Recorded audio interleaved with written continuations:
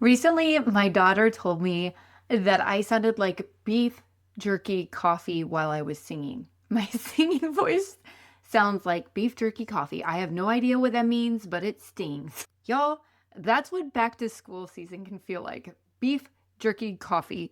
So whether you're feeling pumped for the return to routine or deeply mourning the end of summer freedom, you're not alone. This season is a transition.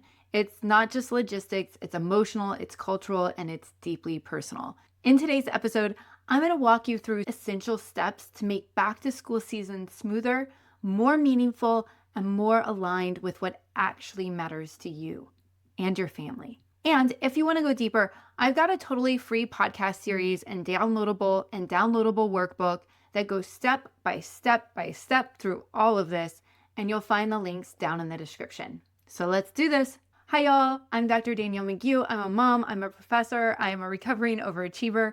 I love planning and I love rituals. And for the last 20 years, I've been studying how to move individuals and groups through the transition of change. So you all, this time of the year, back to school season, it is a transition. It is not just a to-do list.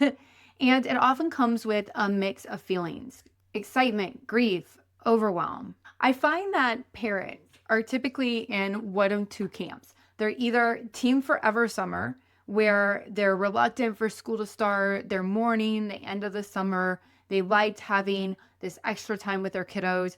And then there's Team Start School already. Like, you've had it, you're ready for routine, you're like, let's get the show on the road. I personally am a little bit of both. I feel really energized by the return of routine. I'm also a little bit sad that another summer has passed with my kiddos, and I recognize that the amount of summers that I get with them is fairly limited. A couple of years ago, I did an interview with Jenny Layton, who is the happy gal. She helps women get organized, and she used this metaphor that I really liked to describe back to school season. It's like you're getting off the freeway. You're moving fast. There's all these obstacles kind of around you. It can feel really bumpy, but you'll get off and then you'll get back on soon. And I really like that metaphor. I also think that this season isn't just about being productive, even though there is often a lot to navigate. It's about how can I be present during this transition for myself and for my family. And if this is already striking a chord, I want you to know that I made something for you. I have totally free 6-part podcast series. Go to Plan Goal Plan on Apple, Spotify, and you can listen to it there. But there's also a workbook that I'll make sure I link below.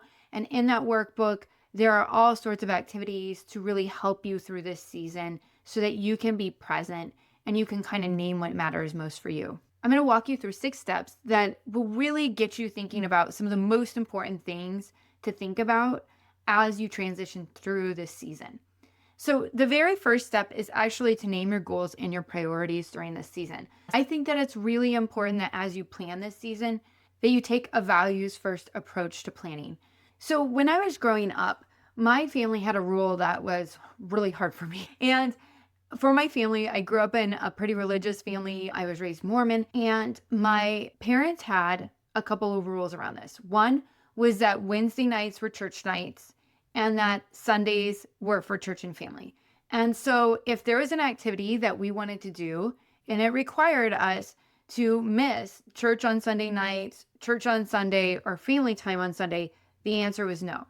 And knowing that that was our family's values made making those decisions really easy. Now, I will tell you, as a teenager, I'm a little resentful towards this every once in a while, but I do think that if you can name what your family's values are, that they can really help create some guides for these are the sorts of things that we say yes to, and these are the things that we say no to. And I do believe that having named what our values were first, what our priorities were, made when those things came up, making decisions became a lot faster and a lot easier, and you felt lighter about the decisions that you made because you knew that you made them, from a place of where your values are. So I really think you can't always make good yes/no decisions in real time if you haven't named what matters in advance. So before you do anything, name what matters. So the second step is really to think about what is your mindset, your organization, and your routine. So sometimes the intangible clutter is harder to declutter than the physical kind. And so if you can make it visible, if you can get things out of your head and put them onto paper, it can be really, really helpful. You might also have a family command center. For our family, we have a calendar. We update that monthly, and it kind of has more like high level things. So it's anything out of routine that might be on our schedule. And then I do have Lisa Woodruff of Organized 365. She teaches something called a Sunday basket system. And this is really like our inbox. And that works really well for us. So during the week, as things come in, whether it's mail, whether it's things that need to be signed, whatever, we kind of just toss it in that inbox. And then on Sundays, Sunday evenings, usually we sort through those boxes. I pay those bills. I look through, I sign anything that I need to sign. It's just a way to kind of collect all of the things that are inbound, that are coming into our house. I think that when my kids started school, one of the biggest surprises for me was how many flippin' papers come home with them every single day. And just the sheer amount of management that those papers took. I mean, it's their artwork, it's worksheets, so many worksheets all of the time. And, what are we going to save? What are we going to recycle? What are we going to, what the heck are we going to do with all of this? And so the Sunday basket system works really, really good for us to kind of get that clutter out of the way, have a space for it, and then have a time that we deal with it regularly. And I do want to side note that we try to do this and not everything goes that well. Okay. So every once in a while I do miss something, but it's really great. Like if your kid comes home with a birthday invite and you want to make sure that you RSVP to it, put it in the Sunday basket and then go ahead and respond to it during the time that you've set aside for you to think through those things during your week. And for me, that's Sunday evenings. I truly believe that we do not need a Pinterest pantry, a pantry that looks absolutely gorgeous, but I do think that we do need a way to see that what is coming and how we're going to respond as a team, as a family. So step 1, you name your priorities. Step 2, you really think about your mindset. Step 3, you get organized. Maybe you create a central calendar for your family. During this time, this is when I like to print out the school district's calendar. I like to put on all the early out, no school days, conference days, concerts, all of that stuff. And make sure that we have a place where our family can communicate what's going on. We can look at it at a glance. So after we've done those things, then it is time to prioritize your top 3 physical spaces. And for me, those spaces are your drop zone. This is where your backpack, shoes, and coats land. Closets. There you know that everything fits before you shop. And our kitchen, where we have snack zone, lunch packing area, and water bottles. Our closets, I like to make sure that we know what fits and what doesn't before we go shopping. And I feel like our kitchen really gets a lot of work during back to school season because we're going to need to have after school snack zones. We're going to have to pack lunch boxes. And my kids' water bottles. We are constantly washing water bottles. We're losing water bottles. Our dogs are chewing up water bottles. So many water bottles. So I'm going to take a moment and talk to you a little bit about how I handle my kids' clothing. So my kids are getting to an age where they definitely can dress themselves. They can get their own clothes. But what I have found really works, because I'm incredibly lazy when it comes to laundry, is that I have Monday through Friday buckets for my kids that go in their closets. And what happens is when I do laundry, rather than like bringing it back and putting it all in their drawers or hanging them up, I put together outfits, at least 5, Monday through Friday for the kids.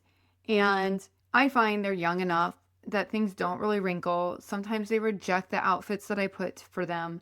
But rather than put everything away and then every day having to pull out outfits, I just put away outfits in their Monday through Friday buckets. They can go and they grab them. They can find everything that they need then. So it has underwear, socks, a shirt, and some pants. And I have found that that works really, really well. Like I said, they don't always grab the outfits that I plan for them, or sometimes like they want the Wednesday outfit on Monday or something like that. But I find like it saves me an incredible amount of time to not be constantly folding and hanging. It also makes mornings pretty easy because if they're like, hey mom, what should I wear today? Go look in your Monday bucket. and they can just go, they can grab things and they can do that themselves.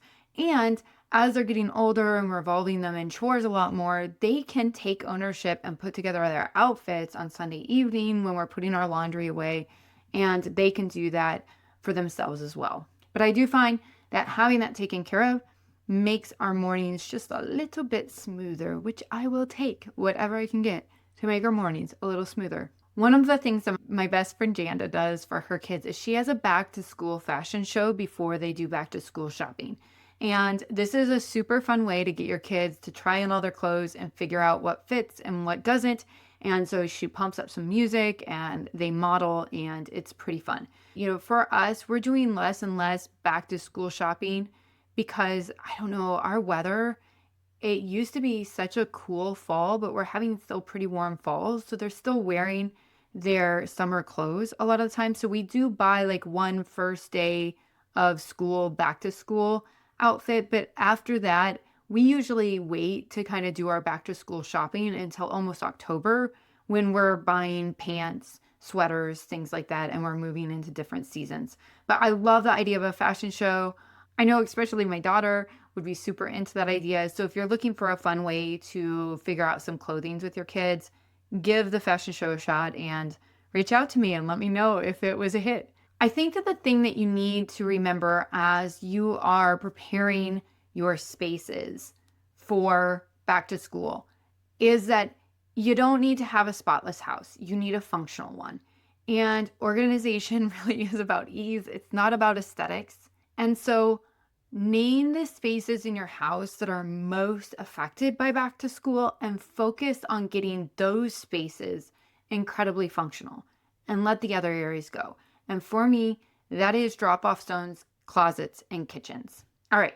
I want to remember, if this is starting to get a little bit overwhelming, that I do have a workbook that goes with this and an entire podcast series where each podcast will walk you through an entire step. So there's an entire podcast talking about goals and priorities, an entire one on mindset, an entire one on drop zones, closets, and kitchens. So if you want a little bit more detail, please, please, please check that out. The podcast and the workbook are going to be your best friends through this back to school season. Y'all, that workbook gives you rituals, checklists, and systems that you can use right away. It's all free. Just head to the description and go get it. All right. So the next part is make it a ritual, not a chore. So traditions really create meaning. And I teach a course called Cultural Performance at the University of Northern Iowa. And in it, I teach how traditions are how we make culture. It's how we pass down identity from one generation to the next. And so as I think about this back to school season, I don't want it to just be like us hustling through and getting these things done. I actually want to create traditions with my family that they're going to remember and they're going to think back to. So when I was a kid, my mom would always take me shopping one-on-one. It was time, I have two younger sisters, and I got one-on-one time with my mom to do back to school shopping, and it was very special. I felt so cool that we were going to go into stores and it was like all about me, and I got all this attention and I got time with just mom and we talk in the car. So that was really, really important to me. My family, we have made it a tradition that we kind of go out of town to do a little bit of our shopping. And we also go to the Makokata Caves, which is this amazing cave area in the middle of Iowa, which you wouldn't guess. And so we hike, we get to stay at a hotel where there's a pool. And we also do some back to school shopping. And it's a really meaningful experience for our family. And so it isn't just getting those school supplies. It's actually like we get to have an adventure together. I have a friend whose very last day of summer, they always go to a big water park. And I think that that's a really cool way to just sort of say goodbye to the summer and then transition into the school year. So traditions turns transitions into stories. They help our kids feel the shift and feel rooted inside of it. And the very last thing that I like to think through is, what are our routines? And the two routines that are the most important for me are the morning and the after school routine. I tend to be more of a fan of rituals or routines, mostly because I believe that rituals help us transition from one state to another. I think that they infuse meaning, where Routines can become habitual, they can become unconscious, and I like to kind of keep that presence and that meaning in there. That being said, part of my morning routine is a routine. It is not a ritual. Sometimes it's just, about getting us through the tasks that we need to get to school. But I think either time, or whether it's before school or after school time, they are these kind of transitional times where, you're trying to go from asleep and at home to awake and out the door, and then kind of going from school mode back to home mode. And I think that deciding what you want that transition time to look like is really important. Like, are you good if your kids spend some time on screens during that time? Or do you want them outside playing or with the neighbors? Do you want that to be meaningful time for you all to interact? Or are you going to need to be finishing up some work? And so the kids need to kind of occupy themselves. And it probably depends on your kid's age too, what that time looks like and when that time happens, because depending on if you have activities right after school, that time might be a little bit different as well. This is also a time that I really think about snack time. I want to make sure that my kids have snacks easily accessible to them so that I'm not just constantly, having to figure that out. This is often a time that I personally do a lot of exercise. Sometimes my kids like to come down and exercise with me. I love it when they do that and when we're in the habit of that. But if not, usually we are in a little bit of a transition time that after dinner, we really are incredibly focused on each other. But that kind of after school time for us, there is a little bit of wonkiness to it. One of my other favorite morning rituals is how we say goodbye to our kids. So when my daughter was really young, she would write a heart on us with a marker, and then she would kind of kiss it, and that's how we would write one on her, and then we kind of push them together, give them a hug, and that's how we would say goodbye. And that evolved a little bit over time, and now we have hearts and slapjacks is what we call it, hearts and slapjacks, and it is handshakes that we do with her before we say goodbye. My son doesn't need quite the same ritual to say goodbye anymore, but for my daughter, especially when she was feeling anxious about going to school and was having a little bit of that separation anxiety, creating a ritual around our goodbye process really helped her feel like, okay, this is the ritual that we do. It takes us maybe 30 seconds to do, and it feels special. She feels loved, and she knows that when it's over, it's time for her to walk into her classroom door. So the routine really helps you get out the door. The ritual reminds you why it matters. So, in closing, I want you to know that you don't have to have this all figured out. You don't have to figure it out all before school starts. It is okay to figure out some of this as you go. That being said, taking the time to name and prepare some of these ahead of time will give you some headspace when you're in the moment, when you're in the wildness of it all. Transitions are always a little uncomfortable. That's the nature of them. But figure out what matters to you. So for example, with our family, we are never the first in our neighborhood to have our trash out on pickup day. We sometimes don't park into the garage until it's cold. Our lawn is definitely not the best on the block. But the things that are important to us, we make happen. So you don't need to do everything. You need to do what matters, and you need to do what matters to you and your family. And then let go of the rest. Let go of it with grace. So if you want to bring more rhythm, more clarity, more connection into the season, check out the Plan Go Plan podcast in this series. Download the workbook, do it alongside of it, and please share this with a friend that's also trying to get ready for back to school. Everything's linked below. And until next time, be bold, be balanced, and be well, friends.